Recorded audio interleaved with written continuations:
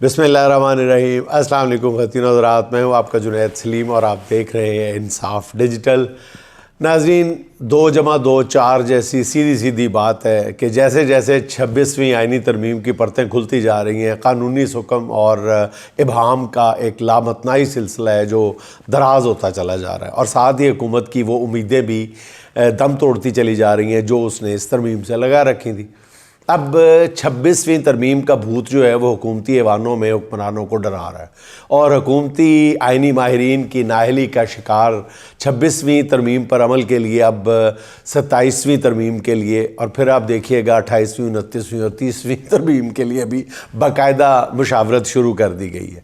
یہ گزشتہ روز بلاول بھٹو کی وزیر اعظم سے ملاقات کے دوران نئی ترمیم پہ غور کیا گیا، اور ذرائع کے مطابق حکمرانوں کو غیر جانبدار آئینی ماہرین نے جو بریفنگ دی ہے اس کے مطابق 26ویں ترمیم جو ہے وہ سب کے گلے کا توق بن جائے گی، اور اس کے سوا کچھ نہیں بن سکتی، اس کے سوا وہ کچھ نہیں دے سکتی، اور اس ترمیم کی خامیوں کو دور کیے بغیر آگے نہیں بڑھا جا سکتا۔ اور میری ذاتی دانست یہ ہے، میں نے کچھ اور سینئر وکلاء سے اس بارے میں آئینی ماہرین سے بات کی ہے، تو وہ یہ کہتے ہیں کہ اس میں مزید آپ جتنی بھی ترامیم کرتے چلے جائیں گے یہ معاملہ اتنا ہی کمپلیکیٹڈ ہوتا چلا جائے گا، اور ان ترامیم کی جو خامیاں ہیں ان کو دور کرنا ممکن ہی نہیں ہے۔ اور ان آئینی ماہرین کا یہ کہنا ہے کہ اس ترمیم کے اگر معاملے کو از سر نو بالکل زیرو سے نہ دیکھا گیا تو عملی طور پہ عدلیہ جو ہے وہ بالکل مفلوج بنا دی جائے گی، اور ہر دوسرا مقدمہ آئینی بینچ کو بھیجنا ہوگا، جس سے زیر التوا مقدمات کی تعداد میں غیر معمولی اضافہ ہو جائے گا۔ اس کے سوا کچھ نہیں ہوگا، اور اس ترمیم نے آئینی بینچ تو تجویز کر دی ہے، مگر اس بینچ کی تشکیل کے حوالے سے جو ادھوری ترمیم کی ہے اس کے ذریعے آئینی بینچ کی تشکیل عملی طور پہ ممکن ہی نہیں ہے۔ اور وزارت قانون نے اپنی نااہلی کا تدارک جو ہے وہ پریس ریلیز کے ذریعے کرنے کی کوشش کی ہے، اور جس پر ان کی جہالت کا مزید پرچہ جو ہے پردہ چاک ہوا ہے۔ سیدھی بات ہے، اس میں کوئی دو آرا نہیں ہے، سب سینئر جو ماہرین ہیں انہوں نے اس پریس ریلیز کو ہدف تنقید بنایا۔ اس لیے حکومت اب غیر جانبدار جو آئینی ماہرین ہیں ان سے مدد مانگ رہی ہے کہ انہیں 27ویں آئینی ترمیم کا ایسا مسودہ بنا کر دیا جائے جس سے ایک تو 26ویں ترمیم کا پھندا ان کے گلے سے اتر جائے، اور دوسرا اعلیٰ عدلیہ کو کنٹرول کرنے کا ان کا دیرینہ خواب جو ہے وہ پورا ہو سکے۔ ناظرین، بہرحال 27ویں آئینی ترمیم اب نوشتہ دیوار ہے، مگر سوال یہ ہے کہ کیا حکومت یہ ترمیم کرا سکے گی؟ تو اس ضمن میں کچھ ایسی مشکلات ہیں جو حکومت کو 26ویں ترمیم منظور کرواتے ہوئے درپیش نہیں تھی، جیسے حکومت کو قاضی کی شکل میں ایسا مددگار حاصل تھا جو اپنے فیصلوں میں لکھ رہا تھا کہ حکومت کو ڈرنے کی کوئی ضرورت نہیں ہے، اور وہ چاہے تو سپریم کورٹ کے فیصلوں پہ بھی عمل نہ کرے، مگر اب حکومت کو قاضی کی سہولت میسر نہیں ہے، وہ چھتری میسر نہیں ہے۔ 26ویں ترمیم پاس کرانے میں سب سے اہم کردار مولانا فضل الرحمان کا تھا۔ ترمیم پاس کرانے کے بعد مولانا نے حکومت نے پہلا دھوکہ جو ہے وہ مولانا کو دیا، اور وعدے کے مطابق جو ہے وہ جسٹس منصور علی شاہ کو نیا چیف جسٹس مقرر نہیں کیا۔ اس دھوکہ دہی کے بعد مولانا کی حمایت جو ہے میرا خیال حکومت کے لیے آسان نہیں ہوگا، لیکن کچھ کہا نہیں جا سکتا۔ بہرحال مولانا کے حوالے سے مولانا خود بھی کہہ چکے ہیں کہ تمہارا باپ بھی 27ویں ترمیم پاس نہیں کرا سکتا، اگر تم نے لوٹوں کے ذریعے یہ ترمیم پاس کرانے کی کوشش کی تو ہم نے بھی چوڑیاں نہیں پہن رکھی، پھر حکومت کو ہر سطح پہ للکاریں گے۔ مولانا نے نئے انتخابات کا مطالبہ جو ہے وہ پھر دہرایا، اور وہ بار بار دہرا رہے ہیں۔ اس کے پیچھے بھی ایک کہانی ہے، میں پھر کبھی ویلاگ میں عرض کروں گا کہ مولانا بار بار نئے انتخابات کا مطالبہ کیوں کرتے ہیں۔ ان حالات میں تحریک انصاف کی ذمہ داری اور بھی بڑھ گئی ہے، اور اسے اپنے ٹوٹے ہوئے ارکان سمیت اپنی پارلیمانی قوت کی حفاظت کرنا ہوگی۔ جن مشکوک ارکان نے پہلے ترمیم کے لیے ووٹ تو نہیں دیا تھا، لیکن ان پر یہ نئی مصیبت آن پڑی ہے، بلکہ اگر دیکھیں تو ان میں ان کے لیے راہ نجات بھی ہے کہ وہ 27ویں ترمیم کے لیے استعمال ہونے سے انکار کر کے دوبارہ پارٹی کارکنوں اور قیادت کا اعتماد حاصل کر سکتے ہیں۔ ذہین قریشی، ریاض فتح، اسلم گمان، زرقا تیمور اور فیصل سلیم کو قدرت نے ایک طرح سے پھر موقع دیا ہے کہ وہ کسی حد تک اپنی عزت بحال کرا سکے۔ اچھا جی، یہ خبر سن لیں کہ چیف جسٹس یحییٰ آفریدی کی زیر صدارت فل کورٹ اجلاس ہو گیا جس میں تمام ججز شریک تھے، اور اہم ترین بات یہ ہے کہ جسٹس منصور علی شاہ جو عمرے کی ادائیگی کے لیے ملک سے باہر ہے وہ بھی ویڈیو لنک پر اجلاس میں شریک ہوئے۔ ناظرین، میں آپ کو بتاتا چلوں کہ یہ جو آج کا فل کورٹ اجلاس تھا یہ دراصل 2 تاریخ کو ہونے والے فل کورٹ کی یہ فل ڈریس ریہرسل تھی، یوں سمجھ لیں آپ کہ اس میں ابھی بہت زیادہ کھل کے باتیں نہیں ہوئیں، لیکن جو 2 تاریخ کو اجلاس ہوگا وہ بہت زیادہ کھلا کے ہوگا۔ اچھا ناظرین، اب میں آپ کو ایک بات بتاتا چلوں کہ عدالت کے جو معاملات ہیں وہ بہت زیادہ اس بات پہ منحصر ہیں کہ کل سپریم کورٹ بار کے الیکشن کا رزلٹ کتنے فرق کے ساتھ سامنے آتا ہے۔ یہ نہیں ہے معاملہ کہ کون جیتتا ہے، یقیناً حکومت وہ بری طرح وہ ہار چکی ہے، لیکن اگر وہ اتنی بری طرح نہ ہاری تو بھی شاید حکومت کو ڈوبتے کو تنکے کا سہارا، وہ تنکے کو ہاتھ ڈال لے، کیونکہ اس وقت جو ہے وہ 80-20 کا مقابلہ ہے۔ تو اگر نتائج ایسے ہی ہوئے تو پھر حکومت کو بہت بڑا دھچکا لگے گا، عدالتی محاذ پر بہت بڑا دھچکا لگے گا۔ اور جہاں تک معاملہ ہے سیاسی محاذ پہ، تو وہ بھی ایک الیکشن ہی پہ ڈیپینڈ کرتا ہے، اور وہ الیکشن ملک کے اندر نہیں ہو رہا، وہ کہیں اور ہو رہا ہے، وہ آپ کو پتہ ہی ہے وہ کس الیکشن کا ہے۔ تو وہاں پہ بھی اگر چانسز جس کے جیتنے کے ہیں وہ اگر جیت گیا بندہ تو پھر سیاسی محاذ بھی حکومت کے ہاتھ سے نکلتا ہوا نظر آ رہا ہے۔ اچھا ناظرین، جسٹس منصور اور جسٹس منیب نے استعفیٰ نہ دے کر میں سمجھتا ہوں کہ حکومتی جو کھیل تھا اس کو بالکل نہ صرف بگاڑ کے رکھ دیا ہے بلکہ ٹھڈا مار کے رکھ دیا۔ نئی سینیورٹی لسٹ جاری ہوتے ہی نیا ایک کنٹروورسی تنازع سامنے آ گیا۔ حکومت کا خیال تھا کہ سپرسیڈ ہونے والے دونوں ججز جو ہیں استعفیٰ دے کے گھر گرا لیں گے، پھر وہ اپنا گھنونا کھیل شروع کر دیں گے، اور چیف جسٹس یحییٰ آفریدی نے جو نئی سینیورٹی لسٹ جاری کی ہے اس کے بعد جوڈیشل کمیشن میں حکومتی برتری کو بھی بہت بری طرح دھچکا لگا، اور اب تو یہ امید بھی پیدا ہو گئی ہے کہ آئینی بینچ کی سربراہی بھی شاید جسٹس منصور علی شاہ کو سونپ دی جائے، کیونکہ امکان ہے کہ جوڈیشل کمیشن میں حکومت کو اکثریت ہی نہ مل سکے۔ اسی وجہ سے میں اس بات کا حامی نہیں تھا، لیکن اب مسلسل میں نے گفت و شنید کی ہے کچھ ماہرین سے، تو میری رائے بھی بدل گئی ہے کہ یہی وجہ ہے کہ تحریک انصاف نے بھی جوڈیشل کمیشن کے بائیکاٹ ختم کرنے کا اعلان کر دیا ہے۔ پہلے میں اس حق میں نہیں تھا کہ پی ٹی آئی ایسا کام کرے، لیکن اب میری رائے بھی اس حوالے سے بدل گئی ہے۔ اچھا ناظرین، آئینی ترامیم جو ہیں یہ کس حد تک سیریس ہیں اور 27ویں ترمیم میں کیا آنے والا ہے، میں آپ کو ایک چھوٹی سی مثال سے بتانا چاہتا ہوں کہ ان کا مقصد کیا تھا، اور اس میں یہ جو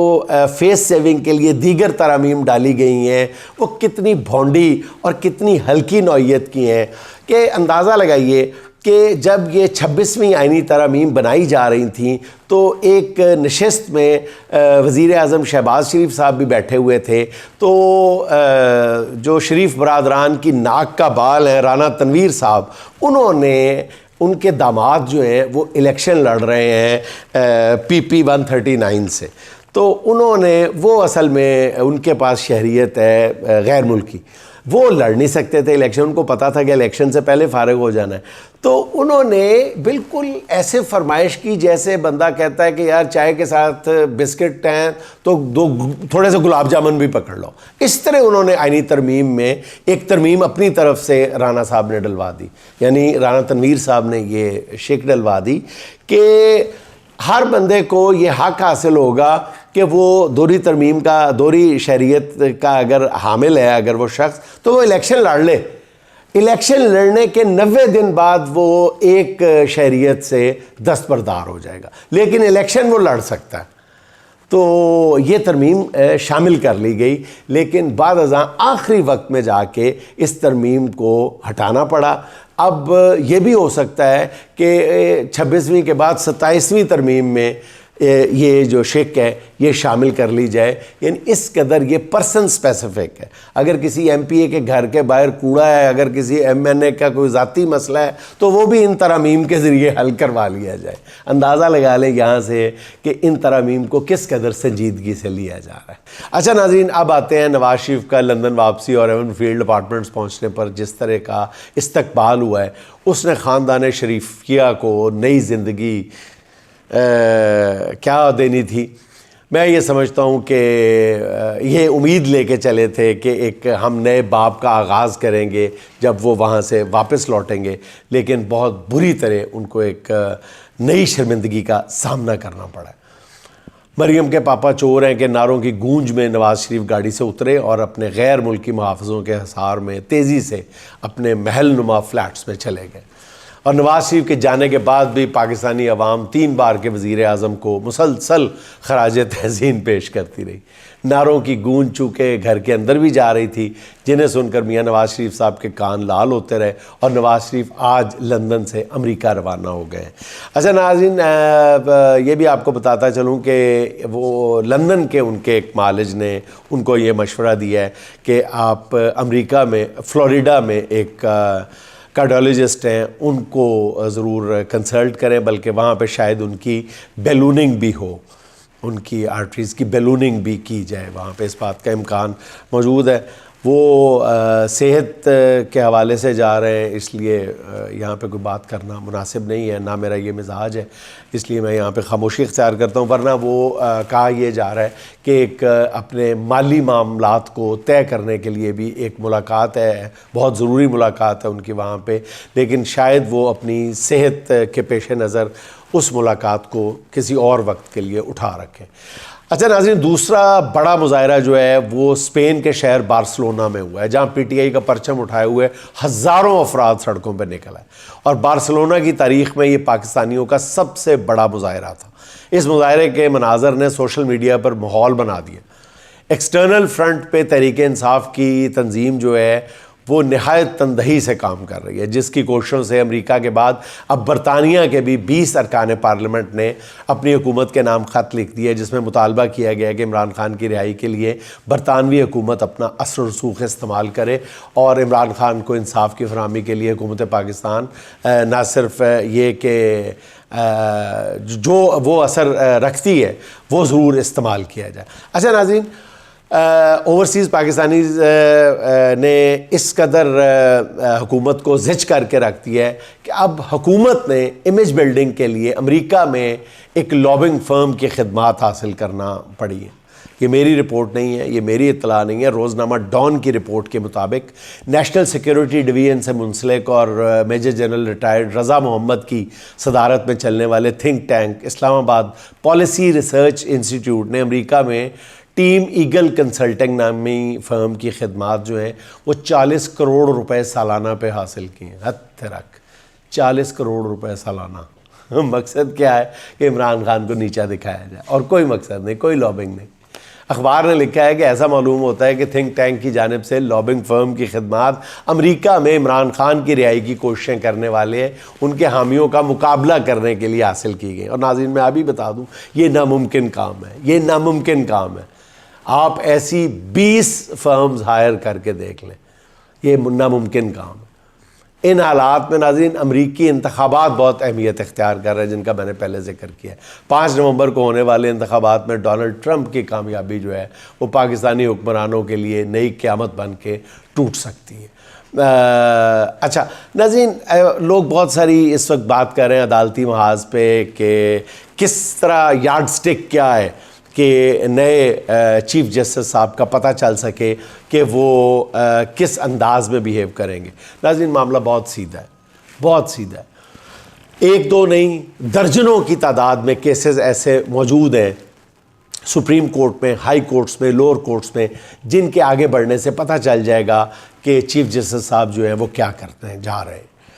ناظرین سب سے بڑا مسئلہ, سب سے بڑی جو یارڈ سٹک ہے, سب سے بڑی جو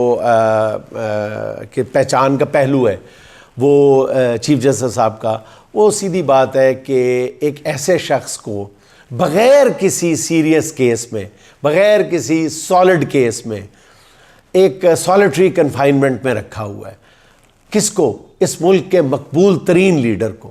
اس کو آپ نے اندر ڈالا ہوا ہے. اور چیف جسٹس صاحب اگر اس پہ آتے ہی اگلے 5 10 دن 20 دن میں قانون کے مطابق فیصلہ کرتے ہیں، قانون کے مطابق فیصلہ کرتے ہیں، تو چیف جسٹس صاحب کا لوگوں کو پتہ چل جائے گا. اور یہ کوئی مشکل بات نہیں ہے. اس کے علاوہ بھی جو پی ٹی آئی کے دیگر لیڈرز ہیں جن پہ کوئی بھی الزام ثابت نہیں ہو سکا کہ وہ ایک ہی وقت میں 4 شہروں میں موجود تھے اور وہ یہ کر رہے تھے، وہ وہاں پہ بھی موجود تھے، وہ میاں والی میں بھی موجود تھے، فیصل آباد میں بھی تھے، وہ کسی بھی چیف جسٹس جو انصاف کی سب سے اونچی کرسی پہ بیٹھا ہے اس کے لیے جج کرنا مشکل نہیں ہے. کیا نئے چیف جسٹس صاحب کو یہ بات سمجھانے کے لیے دلائل کی ضرورت ہے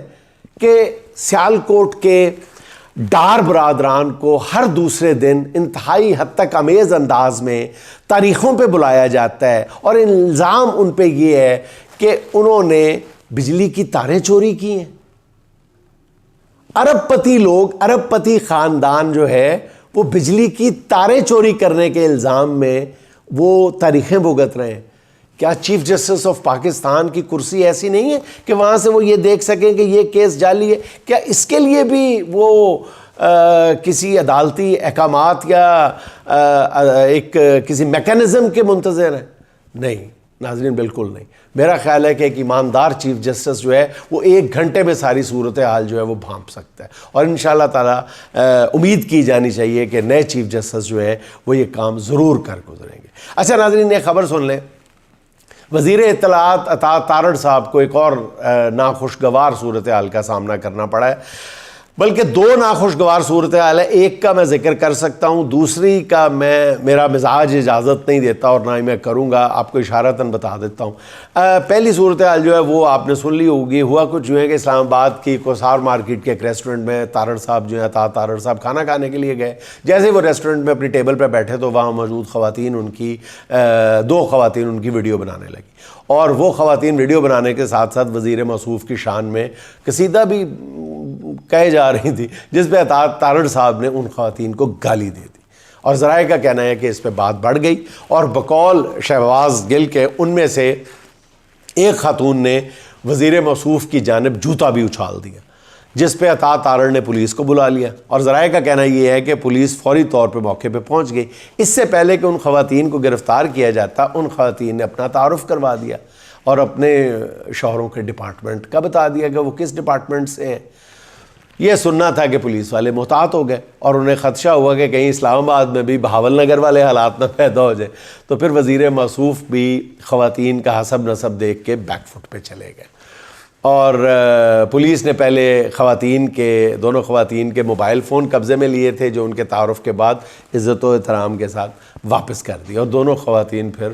اپنے گھروں کو واپس چلے گئیں، اور وزیر موصوف بھی گچی نیوی کر کے یہ جا وہ جا. البتہ ریسٹورنٹ کے ڈی وی آر پولیس نے اپنے قبضے میں لے لیے تاکہ اس معاملے میں کوئی مزید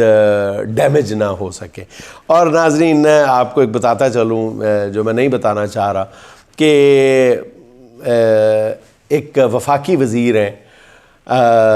نون لیگ سے تعلق ہے ان کا، اور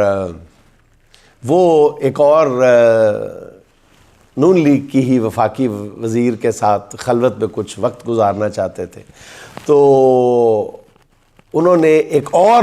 وزیر سے کہا کہ میں آپ کے گھر آنا چاہتا ہوں. تو اس دوسری خاتون وزیر نے کہا کہ نہیں، تم دونوں کی وجہ سے مجھے پہلے ہی بہت زیادہ شرمندگی کا سامنا کرنا پڑ گیا. اس پہ جو مرد وفاقی وزیر تھے انہوں نے آگے سے خاصی سخت سنائیں اس خاتون وزیر کو، بہت سخت باتیں کر دیں. انہوں نے مائنڈ کیا اور انہوں نے پھر وہاں پہ بتا دیا جہاں پہ بتانا بنتا تھا. وہاں پہ بتانا ہی تھا کہ انہوں نے پھر مرد وزیر صاحب کی وہ کلاس لی ایسی تیسی پھیری کہ آپ کو شرم نہیں آتی کہ آپ کس چہرے کے ساتھ کیا کام کر رہے ہیں؟ آپ کو شرم نہیں آتی؟ تو پھر وزیر موصوف جو ہیں وہ کافی دن سے مسلسل اس خاتون وزیر جس کے گھر جانا چاہتے تھے، وہ اپنی دوسری خاتون وزیر کے ساتھ اس سے مسلسل آج تک معافیاں طلب کر رہے ہیں، لیکن ابھی تک ان کو معافی ملی نہیں. ناظرین، اس کے ساتھ ہی آج کی آخری بات، کسی نے اہل ستم کو ایک لفظ تک نہ کہا، کسی نے اہل ستم کو ایک لفظ تک نہ کہا، سبھی نے مجھ سے کہا کہ حوصلہ رکھو، سبھی نے مجھ سے کہا کہ حوصلہ رکھو۔ ناظرین خوش رہیں، خوش رکھیں، آپ سے ملاقات ہوگی انشاءاللہ کل۔ اللہ حافظ۔